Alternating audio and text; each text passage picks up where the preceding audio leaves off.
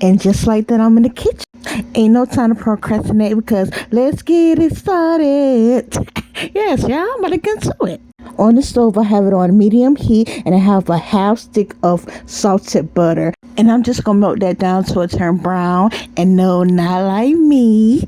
Those right there are the big marshmallows. However, it is preferable to get the small ones, but it really don't matter, y'all.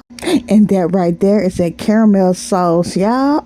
Now, I know I was the one doing the cooking, but I didn't know I was the one being cooked because brown and caramel like my skin. So just like snow and hell outside, I'm going to make it rain. The marshmallows into that pot, y'all. In case I didn't tell y'all, that butter is melanated now.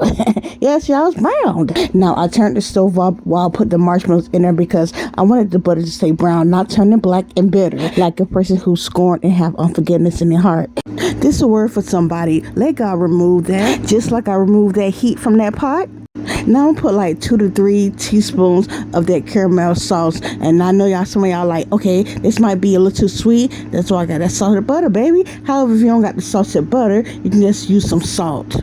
Now I was trying to melt these marshmallows down with just the residual heat, meaning the stove was off, and yeah, it wasn't really doing it. So I actually decided to turn the stove back on, like on low, just to let it melt down. And after about a minute of it being in there and then not breaking down, I knew that it would soon be giving BBL. And I know y'all like, what? Not that BBL, burnt butter liquidation.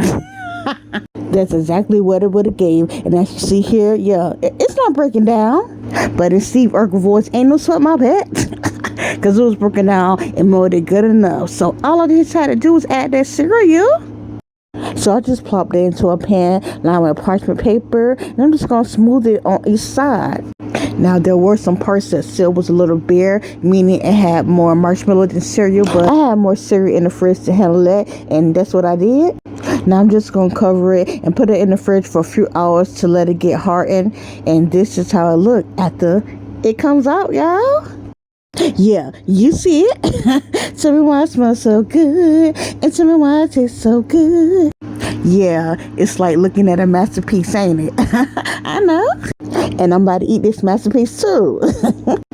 Baby, when I tell you, fight, ain't no lie. If I'm capping, then I'm rapping. And as you can see, that ain't gonna happen. Get somebody else to do it. Now, unless you want me to.